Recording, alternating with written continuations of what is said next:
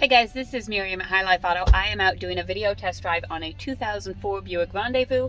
If you've never been on my video test drives before, the way it works is I drive the vehicle on video and I tell you what I see, hear, think, smell, and feel to give you the best indication of being in the driver's seat without actually being in the driver's seat.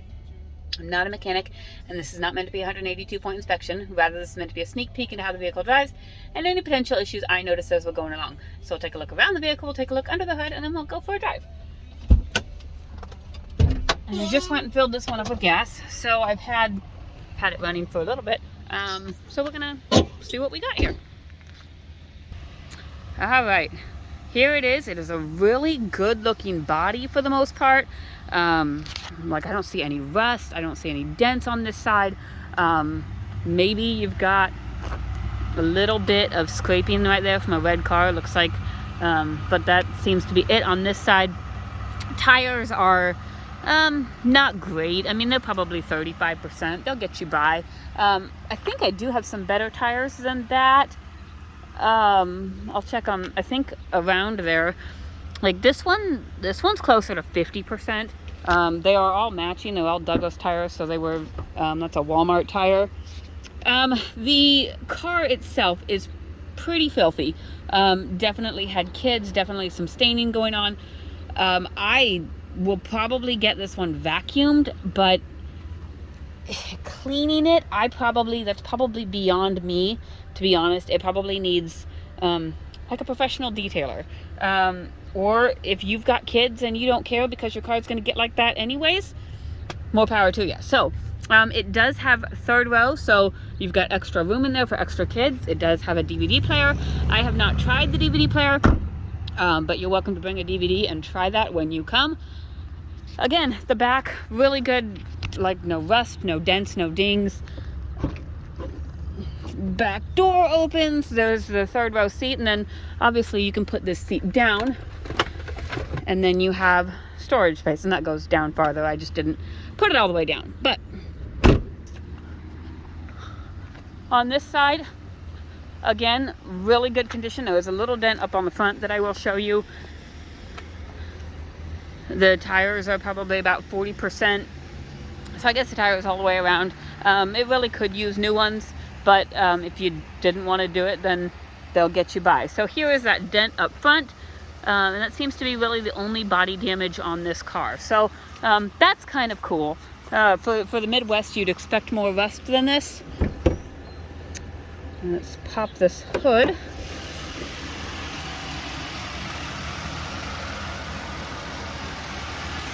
Seems to be a fairly quiet motor.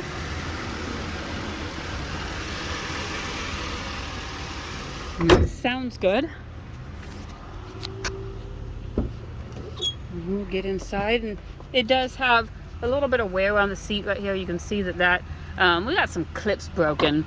See, there's a clip broken there. I'll show you a couple other ones that just look like it's been rough. So you've got the middle console, the top is gone. I did not remember that when we bought it, but however, it's gone now. Also, the glove box is an open air glove box, so it's just a shelf. All these parts, like, you can get them at salvage yards if you want them. They're probably, probably 20-25 bucks for these parts. You got a couple clips broken right here on these heater vents, so they're kind of just sitting in there. But again, it's fixable. You can put some glue in there, and I might even do that. I might put some glue in there just to kind of hold them. But it just looks, clips are really delicate, and if you're not delicate, which most kids are not, they break. So that's kind of how that goes. But a couple other things we've got. Let's see. We've got 197,468 miles on here. There is an anti-lock brake light on, a service engine light, soon light on, a low tire pressure light on, and an all-wheel drive disable light. The low tire pressure, that's possible. I filled up the tires, but I didn't measure them. So, if you're low by 5 PSI, it'll measure low. So, I'll check on that.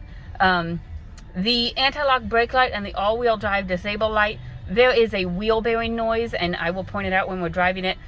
90% certain that if and when I get that wheel bearing fixed, the anti-lock brake light and the all-wheel drive disable light will go off. On an all-wheel drive car, if a wheel bearing is not, if a speed sensor is not connected, if a wheel bearing is acting up, it will disable the all-wheel drive so that it doesn't damage the car. So right now it's a front-wheel drive car until and if I get that wheel bearing replaced. Check engine light.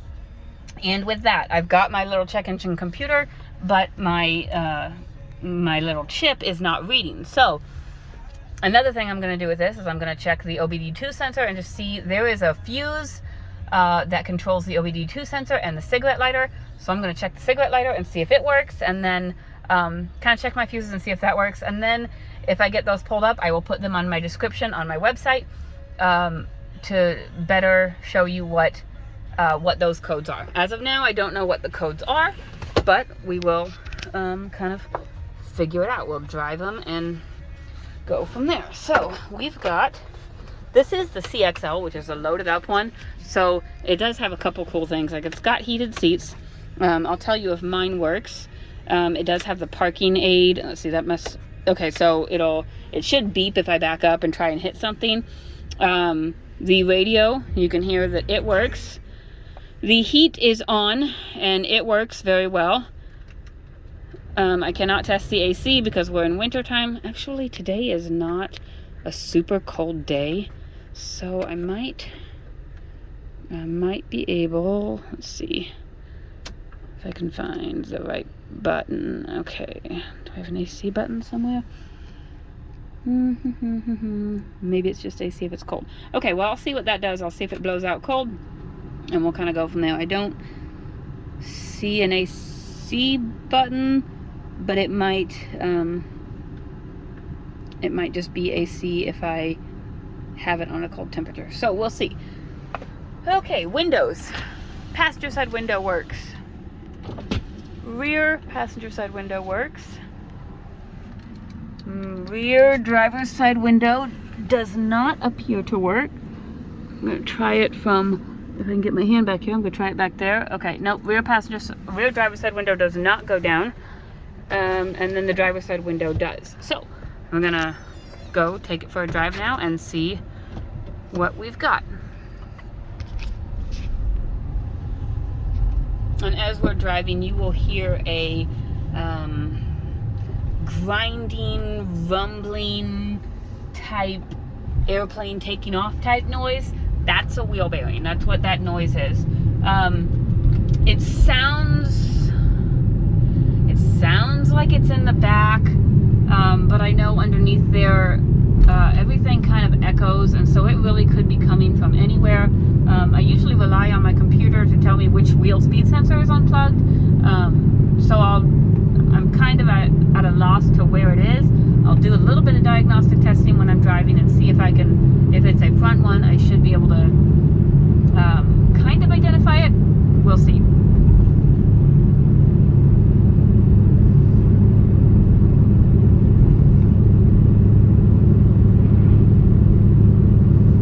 Maybe once my kids grow up in like 200 years, I'll go back to school and I'll go get my mechanic's certificate and actually learn how to really do some of this stuff instead of just by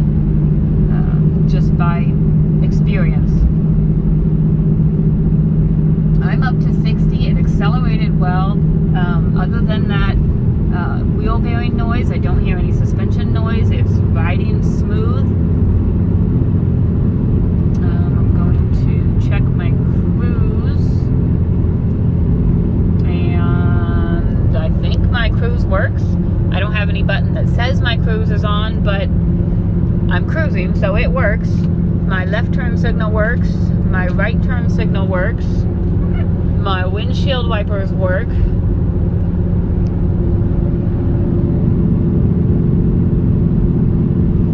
Make sure there's no cars behind me before I swerve all over the road.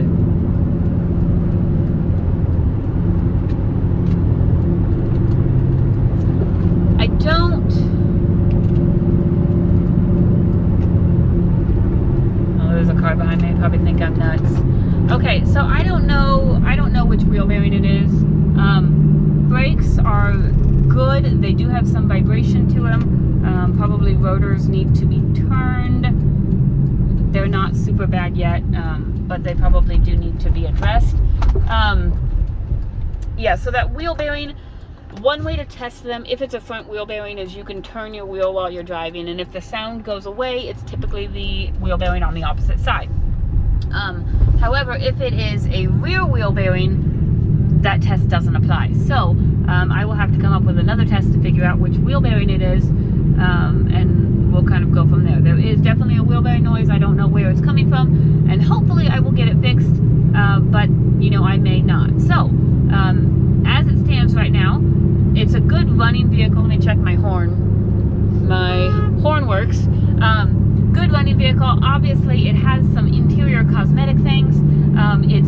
It's filthy. Rear driver's side window doesn't work. Couple little, you know, doors and stuff missing. Not a bad vehicle though. Like, it runs and drives good. So if you're looking for reliability, if you're looking for something that runs good and fits all your kids, this would be it. If you're looking for something that's pretty and perfect and clean and awesome, this would not be it. Or this would be it, and you put an extra couple $100 in it to get it detailed and get some doors and clips and stuff like that. So that's kind of how we do things. If you're not familiar with us, we don't have the newest, nicest, lowest mile, perfect vehicles. We have cheap vehicles, and you can either buy cheap vehicles and be okay with them not being perfect, or you can buy cheap vehicles and spend a couple bucks and get them to be a lot nicer without paying the, you know, all the upcharge fees for me doing it. So that's kind of how that goes if you never know anything about us. But if you have any questions regarding this car or any of my other cars, you can email me, call me, text me. My cell phone is 309-267-7200, and I will get back to you as soon as I can. Thanks, guys.